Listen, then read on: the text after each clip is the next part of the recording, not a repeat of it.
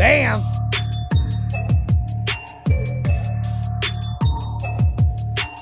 Jayson Waller here, true underdog.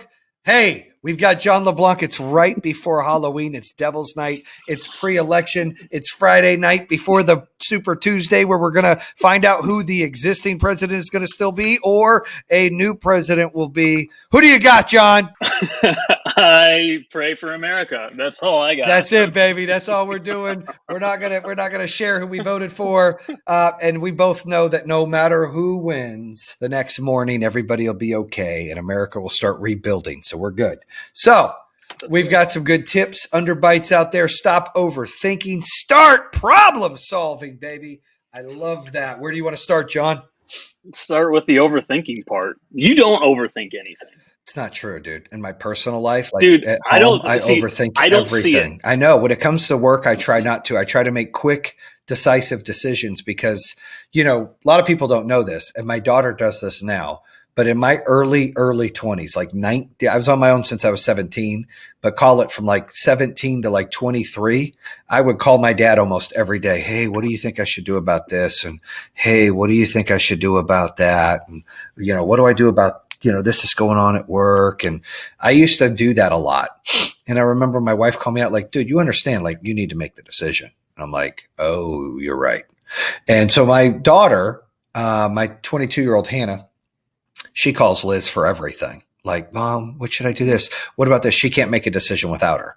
It's very similar, right? Hers is a lot worse. They're closer in age and stuff, but still it's similar. So I learned, you know, at an early age where I was kind of challenged or mocked or, hey, you need to do something, you know, you need to make your own decisions. I need to start making my own decisions. But because of me asking those questions, it gave me the wherewithal and intelligence to start really making decisions because I wouldn't call him about the same issue or question, right? I'd call him about a different one. I had a different problem going on. And when you do that, when you're okay to ask somebody and get that knowledge, it helps you to stop overthinking. Because you gain the knowledge. You're going to overthink until you feel like you've mastered it.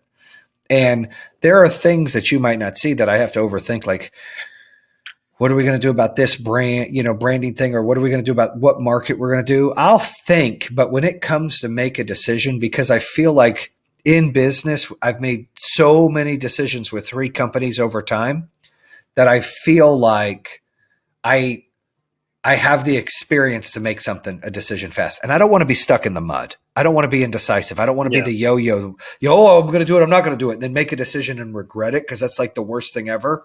When you make a decision, you got to own it. And there's no such thing as a wrong decision. Yeah. Was there a time where when you were overthinking, right? Like they say paralysis analysis, right? Or analysis paralysis. So where you would sit on a problem for so long, it would just completely paralyze you, or were you able to always move off of something based off the conversations you've had? So so I don't like in business, and when it comes to work, I don't like to sit in anything because I feel like I'm holding everybody up, or I feel like when I have my own job, if I overthought something, I was slowing down. It's weird.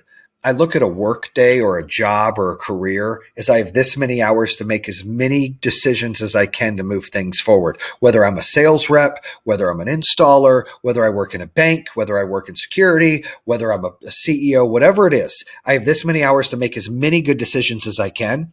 And not all of them be good. But the moment I look backwards, now it's a bad decision. The moment I make a decision and I think of what I should have done, it's a bad decision. The moment I've spent too much time thinking about something, I've missed those other opportunities to make an impact. So I look at that. Now, because I do that, I'm able to make decisions, mostly big $1 million type decisions like this. Now, I've been known to be called, I'm ready, fire, aim, right? Like, whoa, bow, bow, bow, shit, bow. Like, I'm ready, right? What are we doing? Bow, I ain't even aiming, right? I'm good. Shoot everything, pick up the bodies later, see what happened. I'm done. I don't give a shit. That's how I roll. That is how you roll. You know that. Sometimes that's bad. Most of the time, that's good because most people go, hold on. Well, I don't know if I want to do that. No, I can't do that. Like, nah, but what are we doing? Pick it up. We get it? Yep. Done. Right? That approach has worked for me and my personality and my energy. Problem is, I'm the complete opposite at home. It's the weirdest thing. It is the weirdest thing. I can't even my see it. My therapist has told me, I always talk about my therapist, everybody needs one. She has said, it is crazy to me that you can make these multi-million-dollar decisions within seconds and not think twice about it. But in your personal life, your family life, anything going on personally, you struggle with and go back and forth with. I don't know why that is. But I am I am lopsided, dude. I'm so much in business this way and so much personally this way. And I guess that's my balance. I don't know. I mean, even when you think about something, right, you have the solution, you make the decision. In business, at least I rarely see it. Like, you selecting the solution, you rarely go back, even if you're like, oh, this way was right. Now we're already headed down this path. Like, we're going this way. And I want the listeners to know this. If I made a wrong decision and I have to change it, I am willing to change it. I do not want to make, but my problem is I have to know it's wrong. It has to we did this. We can't, right. This product doesn't work. You need to make a quick decision to change it. My point is when you make a decision, should I hire this guy or shouldn't I? Should I fire this person or shouldn't I? Should we lower the price and do this? Whatever your decision is if you have enough material data there, you got to have facts and data. I don't want to just make a decision on intuition. I've been known to, but I like to have as much data and facts there to compress fast and go, all right. What I don't want to do, and I used to do when I was younger, and I do it at home on a personal level. And because I do it at home on a personal level of I'll get mad, ground one of my kids, or, they'll be in trouble, or I'll spank them, or maybe I don't spank them now, or they take away their shit, right? Then I'm like, damn, I feel bad. Maybe I was up too hard. Hey, I'm really sorry I was rough on you. And then I would never do that at work, right? Right. If you didn't do your job and then you acted your ass out in front of your team and you check, I'm going to call you out and I'm not going to feel bad about it. And I ain't going to second guess it. It's just, hey, dude, you got to do your job. You didn't do your job. Your job was to paint white lines on that damn floor. Motherfucker, they're yellow and it's not done. You didn't do your job, right? I'm not going to second guess my decision on something like that. But if I know it's the wrong decision, once I know, I'm not the type that's like, well, my way is always right. I'm not that person. I go, shit, I was wrong. We need to change it now. But I never look backwards for that answer. I never make a decision and then go, what should I have done? To where I create my own anxiety, my own doubt, and now I've just sabotaged my whole decision. I never do that or try not to. That is the worst thing you can do in business is make a decision and then go start to doubt yourself. Because when you make a decision in life, all your confidence, all your intuition, all your brain muscles, all your intellect needs to be all in on that decision to give it a real shot. And then if all of that is that and it doesn't work out and it's like, holy shit, this is a wall, I can't get in, change fast. But don't look back and doubt, because when you look back and doubt, this one just got sabotaged. And now you're missing that one and you don't have that decision. And that's the biggest thing I think we do as human beings is we're always like, well, what if? Should I have? Those are the questions you ask yourself and you really can't. And I always say this to my kids, my wife, I try to say it to our leaders. There's no such thing, in my opinion, as a wrong decision. When we go to a stop sign, we either turn left or right. When we develop our map in life, we either go that way or that way. When we put our feet on the ground, we either walk outside or we don't go outside. There is no wrong decision, but make the best out of the decision without second guessing and overthinking going back to that decision, because that's where you can sabotage. And I've been wrong many times and I go, damn, I was wrong. I'm wrong about that. I shouldn't have done that. Let's change it. And I'm okay with that, but it needs to surface itself. I can't sabotage it. I can't look backwards for it to come up. It's got to be proven wrong. And then I go, shit, I'm wrong. Now quickly make another decision and don't overthink it and go again. That's my take. And I've been pretty good at that. And I don't know if it's because of the skill sets of asking questions and so much failure and trying new things and figuring it out and having a really good intuition about people, or if it's or in the experience, or if it's because I'm the complete opposite at home. I wouldn't say I'm complete opposite, but it's like, it is night and day. I mean, I can go home and go, are we moving to North Carolina or are we staying in Michigan? I don't know. What do you, Liz, what do you want to do? I don't know. You tell me. Why don't you make a decision? I struggle because it's the wife and the kids. And you're like, what do I do here? Like, what moves do I need to make here that's not going to hurt everybody? And, when you're in a family, you want to be the leader of your family, but you don't want to be a dictator in your family. And when you're in a business, you want to be the leader of a business. But in most cases, unfortunately, you also have to be a dictator in business to get everything to do that. Otherwise, everybody's got 25 ideas and nobody goes anywhere. So it's easier to do it in business and go, this is what we're doing, because I love that pressure. If we fail, I want the employees to be mad at me. I can handle it. It's on me. But I can't do that at home, because my kids and my wife, they're like me. They want to lead too. So it's like, hold on, time out. What are we doing? So it's different.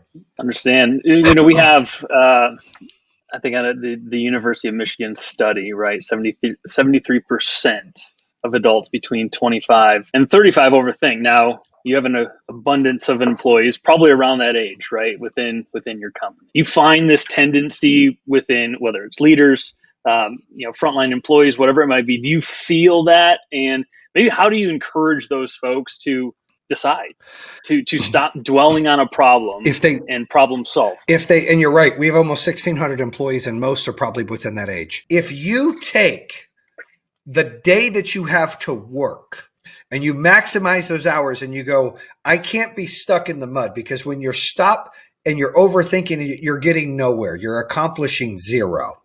You're putting too much into it. Confidence is key. You need to be confident to make a decision and not second guess yourself. You need to be confident in your own efforts, your own experience, your own knowledge. If you don't know, ask the questions, get the data you need, make a decision. It is better in life that you make a wrong decision than not make a decision at all. Because if you don't make a decision, you'll never know, and you lost both or multiple opportunities. But if you make a decision, wrong or right, which I believe there's no real wrong decisions, it doesn't matter. You at least made one and gave it a shot. And I think that people at work that overthink when they go to things, the advice would be realize that you only got 8 hours, 10 hours in your day, 12 hours to get this done. Don't waste those minutes, that hour, the day, not processing. This is a quick. Life's a race. You got to get to the next plateau. You got to hit it and go. You can't be stuck. You can't, be stuck in the mud or the quicksand. And that's what all of us try to do. And we get stuck there, and you can't do that. And if I did that all the time, we wouldn't be where we are, dude. I'd be thinking, man, what if we do this? I'm scared to do that. Like, you can't do that. Now, there's some people, it's just how they're built, dude. Some people are overthink and they're very methodical, which is okay. We need that. And they'll overthink stuff. And then some people are like, nope, they're cowboys. They shoot from the hip. I used to shoot from the hip a lot more. I've gotten a little bit more methodical, but I'm still ready to make a quick decision. In fact, I love the challenge to make a quick decision. I almost go, okay, so they want to do that? Shit, I want to see if I can get this answer by today.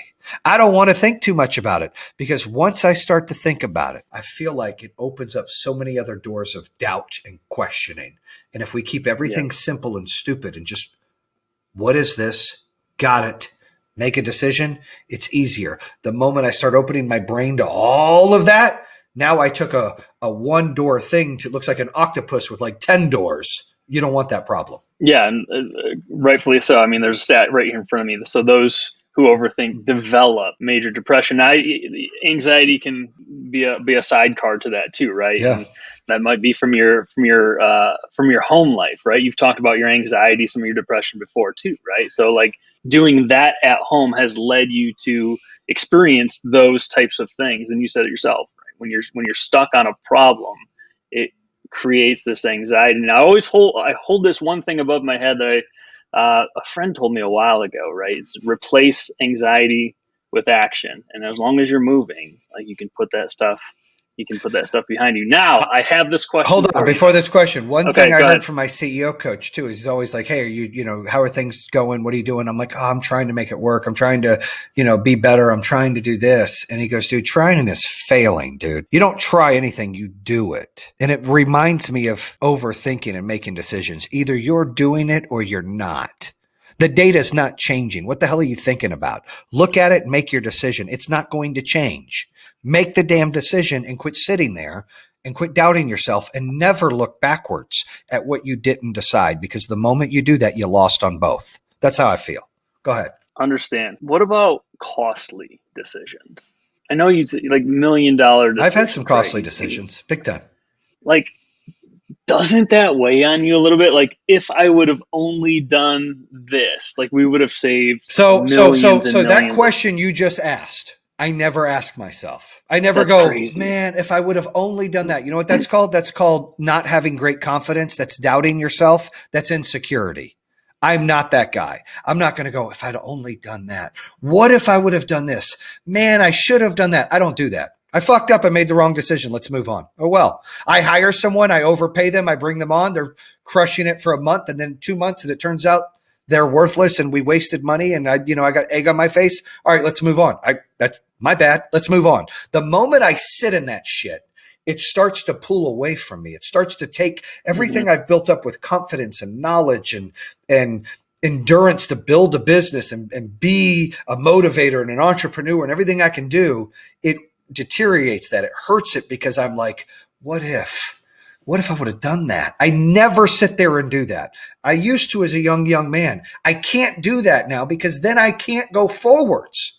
I'm stuck in the quicksand asking, what if I would have done that? What if I'd have dated this girl? What if I wouldn't have bought that car? What if I would have applied for that job? What if I wouldn't have dude, you can do that all day. You can't what if all, and when you start going, what if you failed? You fucked up, you're wrong, you've already blown the chance of what that decision you made, you're done. You fucked up, you made a bad decision, you go, okay, I'm done with it. I got to make another decision right now to fix it and do something different. You can't go, what if? You can't. As long as you make the best decision with the knowledge you have at the time, you've done everything you can do. But you're hurting your credibility and you're hurting your wherewithal to make another decision by doubting the previous decision. Now you're less likely to make a better decision on the next thing. You're too scared and you're doubting. And it's like a snowball. So you fucked up and you got the small snowball and you're like, oh, what if I'd have done this? Damn. And then the next decision pops up and you're like, well, what do I do now? And that snowball's getting bigger. And it's like, well, what if I do this? And the snowball just gets bigger. Dude, you can't do anything now. Now you're fucking handcuffed. Now you're done. Yeah, you feel like you're struggling. Yeah, you're done. You constantly feel that struggle, You can't let a bad decision break you. We are entitled to bad decisions. We are entitled to bad days. It doesn't define you. It doesn't make you who you are. It doesn't set your life for the entire universe. You get to change every single day what you think, what you do, and you get more decisions to make. So, but when we sit in a decision and we stew in it, our confidence, everything's going down.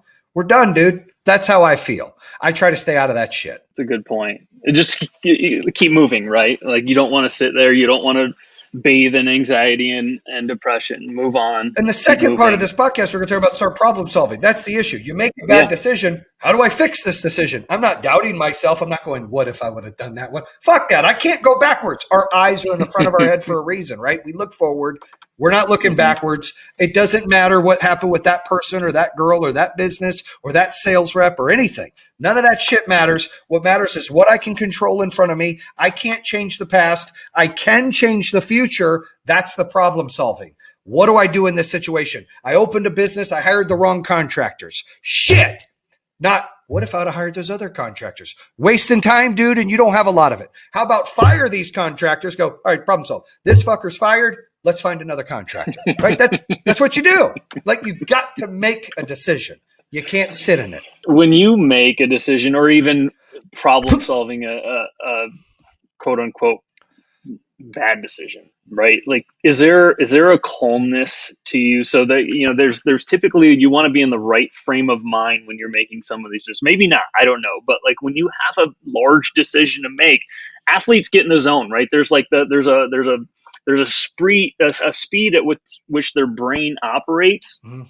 Like scientifically, they're in this zone, right? Like, is there a zone for you when you're making these decisions? I would say, I don't know if I would call it a zone. I mean, it's a good analogy, but I would say that I'm in the moment. I'm not looking past the moment.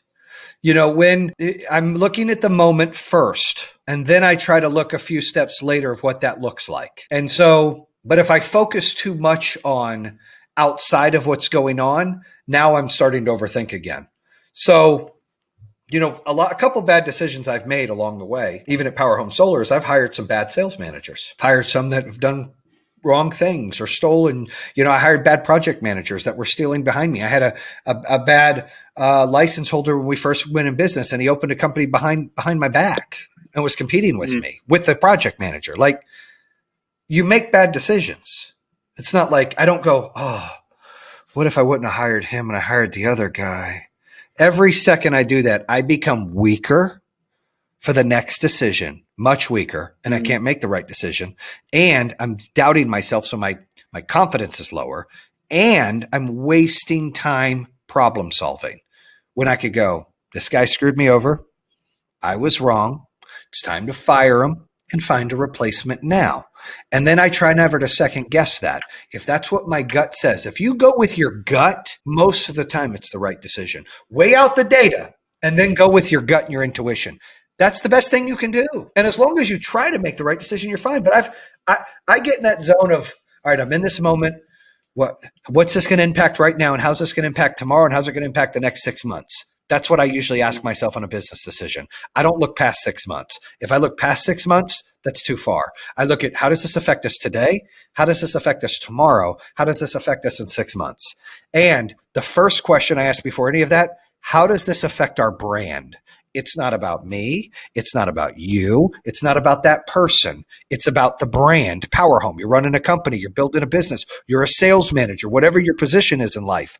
You have to protect the brand that you work for, the team that you play for, the school that you go to school for. Whatever it is, you've got to protect that. You've got to think, what's best for the brand first? Then all the employees or the entire team. Then that individual, yourself, is last. But that person's next to last. And I think too many times, I just had this conversation with Ben today, too many times people care too much about the other person the things are happening to, and it can hurt the brand. It can hurt the team. It could hurt the school. It could hurt the culture. It could do too much because they feel guilty. And you have to take the personal out of it when you're making a business decision. You have to.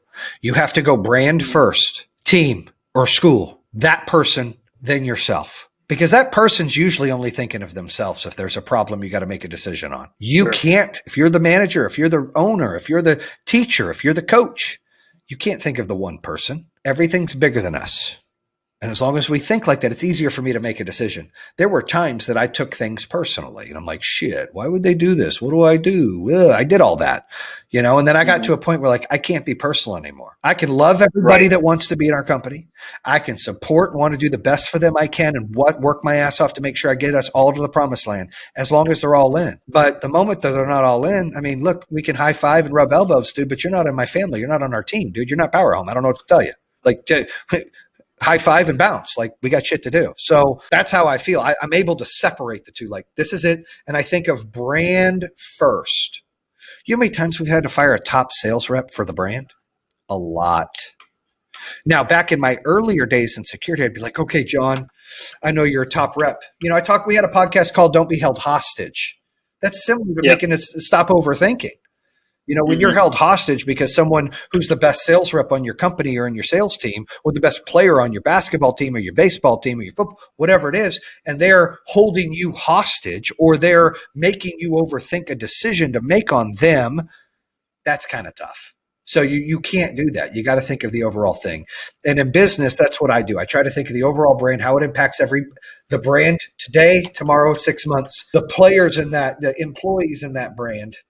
Same timeline, that person, and then me. And then I go through and I try quickly to make a decision. And usually, and if I doubt anything, dude, you got to surround yourself with smart people. If I am really on the fence, and that doesn't happen a lot, but it happens sometimes, I'm like, I don't know what to do. Like, this is a tough one. I'll call my peers, dude. I'll call Steve. I'll call Ben. I'll call Kevin. Juan. We'll figure it out. We'll talk about it. I'll be like, what do we think? And I'll get their opinions and want to hear their opinions and go, you know what? I didn't look at it that way. It's a great idea. Maybe that's what we do. If you can't make the decision, get people smart enough around you to help you make that decision. But damn it, make a decision. Don't overthink it. Quit it. It's not healthy. You only hurt. It's really not. It's really not. Yeah. No, I agree. And in personal, you can get away with it more because, it's personal. You're thinking of your family, not your entire company. When you think of your entire company, it's pretty simple.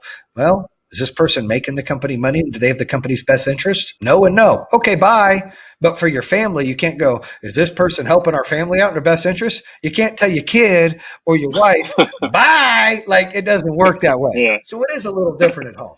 It is a little different. Yeah. And maybe that's where that, indecisiveness or overthinking comes in. And I can't make it full, like, it's like, whoa, hold on. So it is different. It is different. Yeah. When you are working through this, and I've, just sometimes being in a room with you or on a call, it's odd, right? You can become like aggravated or angry, right? Like probably many CEOs, but there's always like this side complement of positivity that is accompanied. It's weird, right? Because you think angry or aggravated, like he's negative, but it's not. Like the solution and the outlook and the direction is always positive. So how does that typically work? Like, how do you coincide this aggravation with this positive outlook with whatever you're doing? So when I was growing up, and it's no secret, I mean, look, I love my parents. They're the best parents in the world. They taught me a lot of great things, and I wouldn't change it. But dude, it was a little rough at home, right? My parents they didn't know any better. Every generation wants to do better. They were a little abusive. And I will say that I used to get scared. My mom would say, I'm calling your dad. And my dad worked till 11:30 at night. And so it'd be like 9 o'clock. And I'd be like, don't call dad. And then she'd call him on the phone. And he'd get on the phone. When I get home, I'm going to beat your ass. So I would go in the bedroom and I would lay there and not fall asleep and have anxiety and be like, I'm getting my ass whipped. And half the time he wouldn't come in. And I'd be like, oh, this is great. And the other half the time he would come in. And half the time he would come in, he'd beat my ass. And then he would feel bad. And he would ask me, hey, why don't you come out here? I ordered pizza. Let's watch Miami Vice. True story. Just like that. Positive. The other half, he would be like, why did you do that? And he'd yell at me. We'd talk and I wouldn't get spanked, right? Or ass beat. When you are taught that at a young kid, that discipline or disciplinary action or frustration then turns into, hey, I don't want to just do this. I want to make a positive at this because I don't want to leave on bad terms. It was like that throughout my whole life. You're grounded. Hey, you want to come in here and hang out though? Like, I even parent like that, very similar. I don't beat the shit out of my kids, but if they're in trouble or I'm pissed or I yell at them, then I even feel guilty. I try to go do it. Hey, but look, let's still do this. I try to be positive. Whoever we are individually, personally, comes into the business place sometimes. So if I'm upset with you, John, on a sales meeting or a meeting period, a director's meeting, and you didn't do your job, I'm very passionate. I'm very real. I don't sugarcoat it. I didn't go to college. I didn't finish normal high school. I can't articulate it. I'm not going to methodically go, oh God, John, I don't know what we're going to do. Like, I'm not that fucking guy. I'm like, dude, you didn't do your fucking job. Why? Dude, what happened? I want to know, like, we're real, like we're family members, like whatever. Like, I want it to be authentic. And that's just how I roll. I don't want to sugarcoat it and let me send you an email and you answer this bullshit. I got you on the phone. What happened? What the fuck, dude? Like, why isn't it done? Like, what happened? I want you to feel my frustration. But on the other token, I'm like, all right, well, look, we got to do this to get better, dude. You understand that if you do this, it leads to this, and their department wins. You got that, right? Like, this is why we want to get there. So I might get frustrated, but then I try to reassure that the outlook of where I'm trying to get you is positive. That I want to end. So it's like spank, okay, hug, let's go. And that's kind of how I'm built. So it's never like I'm pissed and then I'm hanging up and I'm done. It's, look, I'm pissed about something, but I want you to understand what I'm seeing, why we got to do something better to get to the next level or the next spot, and why it's positive. And now let's hug it out now that I yelled at you a little bit to get there, because now you understand what I was saying. That's kind of why I think that's happened with me. Yeah, look, and I think we've gone over this example before. Like, that happens all the time in sports. Coaches, players on players, peers on peers. So, like, why is it not okay for it to take place in a highly emotional business conversation? I think it is. Like, I mean, some people might not like it, but look, we're real. I'm just saying, the outside world, like, there's a lot of people that think that's not okay, right? That you have to be this corporately polished person and you can't get sideways, but it can happen. Look, it's on the other person. Our company was worth a few $1 billion. We were publicly traded, and I'm probably not the guy to run it, right? I'm a grower. I'm an entrepreneur. I'm about us walking and running and jogging and carrying backpacks up the mountain. I'm not about us on the mountain walking flat. That's not what I do, right? So that would be a different ballgame. And you're right. And that's where, I mean, sure, I could probably maybe groom to be somewhat that guy, but that's not what I do. You know, I want to take ingredients and build something massively that is great. I don't want to have something great and then just that's it. Because if I'm still building, I want it to continue to get greater. I can't just settle. And in order, and I always say this, if we were UPS or the post office, we're good with this.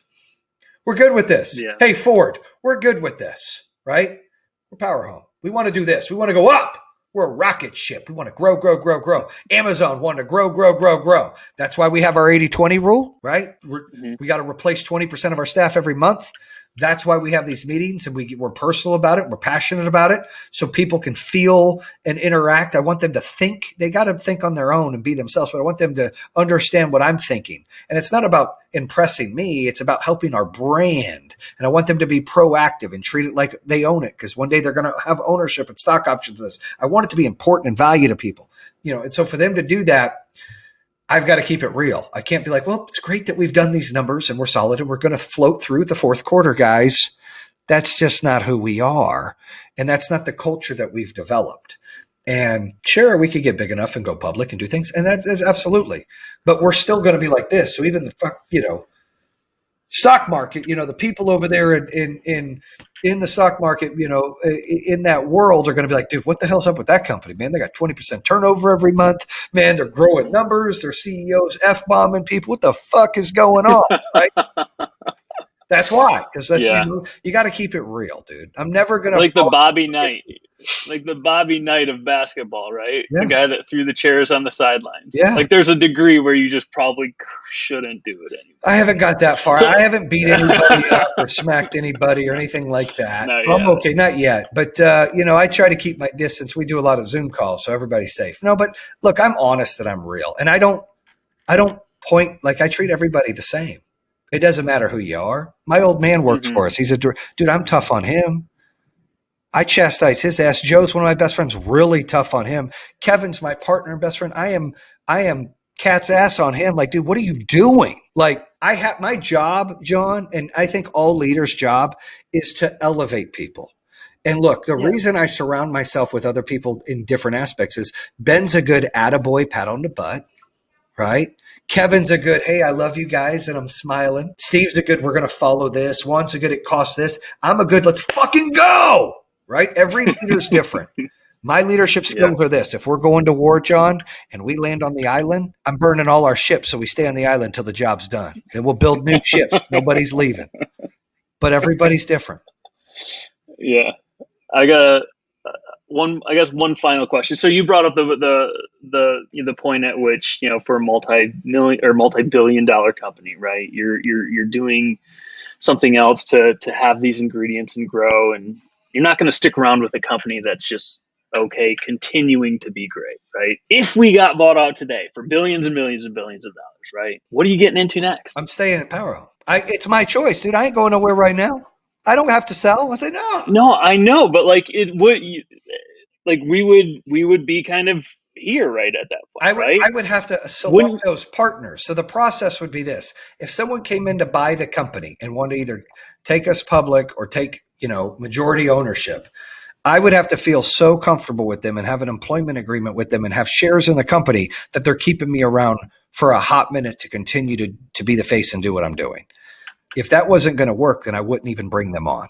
Now, let's talk 7 to 10 years from now. We could talk that. Sure. Because now would be no way. But let's say 7 to 10 years from now, we're to a point, 5,000 employees, we're doing 1.5 billion in sales. We're ready to go public. This is just a thought, right? Someone comes in, buys us, and we're going to go public. At that time, might be that it's okay to do this. All the employees have cashed out their part. We've made a lucrative change for all the employees. They've had life-changing events. We've done all the things we've done. We've fulfilled our goals. What am I getting into then? I don't know. I love the podcast stuff. I love motivational speaking. I've got a book that I'm writing, or I'm having a ghostwriter write for me by June. So I'd love to do that kind of stuff, training seminars and help, but I'm not ready to go anywhere for a hot minute. This is my, when you build a business, it becomes your child. I love it as much as I love my children. Like it's my child. So I want to make sure I am there as long as I can be for that child. I can't just abandon ship. I'll never just be like, peace. Like I'm not that guy. It's just not who I am. I don't have to be that guy. I don't give a shit. Money doesn't drive me. Accomplishing big set goals, changing the world, that drives me. Money's just money. And I think that's where people get stuck. They like, oh, get all the money, I'm done. Not me. What the hell am I going to do? I'd be depressed. Yeah, probably. Right. That's why you make heavy decisions real quick. I don't want to start over, but I don't ever want us to settle. Once we settle, once we allow ourselves to feel like we're at the top of the mountain, we're done. We're done. Right. As long as I'm here, we're never going to do that. We can't. That's when you're done. No. It's my opinion. I love it. Some people just want to hang out and they're okay with it. I don't roll that way. That's not fun. They're like, oh, guys, hey, we had another great month. It's the same. High five. Every year we're doing this. High five. No, dude. So it came up today. It came up today on a call. Mm-hmm. Our team. So this is a challenge out there that we're going to have to accomplish. Every year in existence, we've gone a little bit down in November and December. So two of our leaders, Ben and Kevin, we were on a director's call our executive call the other day. They're like, yeah, well, we're going to forecast this and this because, naturally this is a seasonal business. Oh, yeah. I said, I don't understand. Like, that's not what we're supposed to do. I mean, I know why last year, the year before, we had some problems in the winter, but we did I'm confused. Well, there's only 23 selling days in November, and there's 27 in October. Okay, well, we got to do more in November and October. Well, I don't know if that's possible. Well, I've got a solution. Ben, you hire more reps. Kevin, you spend more in marketing. Juan and Steve were like, what? And I said, yeah. Look, we've got to do more every single month. Like, now's the time we're breaking that habit. We're going to sell more this month. How? We're going to get more leads. We're going to have more sales reps. That's how. Well, what it costs? It won't cost. Kevin, is the cost the same whether we do 900 deals or 1,000 per deal? Yep. Okay, well, then we need to do 1,100. What are we doing? How do we get there? What do we got to do? So that's how okay. So I had to tell Travis, our minority partner, I said, look, I'm just going to let you know. I know they talked about on that call that we were going to sit stagnant in November, December. Bullshit. We're going to break each month. I put the pressure on them to hire more people and get more leads. I don't care if there's 14 days, then overcompensate. There's no excuses. We're not trying to be great. We're being great. We're not going to overthink it. We're problem solving. Hire people, get deal marketing, come together and make deals. That's the deal. So we'll be fine. Just like that. Just like that. It said it reminds me of the 4-minute mile. Remember when the 4-minute mile couldn't be broken for so long until someone just finally broke it, and everyone started doing it. Right? Like that's right. You see this trend, and then you just kind of like follow it. Or you were just like, no, not happening. Not us. I'm done. Like we're not sitting the same. Nope. And now they were all good with it, and I'm calling all of them out. They're like, it's fine. November and December will be a little bit less than October. It's fine. No, it's not fine. And look, these are high-performing people, too. These are executives on our leadership team that are just kind of going they were comfortable with saying, well, this is the normal trend. So as long as we're okay with this, and I'm not okay with that. How do we do better? Well, we need more reps. Good. Hire more reps. Kevin, well, can I have a bigger budget? Hell yeah, you can have a bigger budget. I'm not going backwards. I'm not a loser. That's awesome. The company's not a loser. We're not going backwards. I don't give a shit if it's Thanksgiving or Christmas. It's got to do with anything. We still got to do what we got to do. And so they got the marching orders. We'll see what happens. I think we'll be okay. I have faith. And we crushed it in October, didn't we? We had a great October. We had a great October, but we have to have a better November and then a better December. We cannot go backwards. And history has shown we've gone backwards every year. That said, well, history's changing this year. Perfect. I love it. All right, thank you, guys. Well, good stuff. That's a wrap on True Underdog. Check us out on all our Spotify, iHeart, Apple, Google, and CastBox and YouTube. Bam! That concludes another episode here on True Underdog. If you're interested in hearing more, make sure you subscribe at iHeartRadio, Spotify, Apple Podcasts, or the YouTube channel. You can always visit TrueUnderdog.com, subscribe to all of them. Make sure you check out our newest episodes coming out on Mondays and Thursdays. True Underdog, baby. Bam!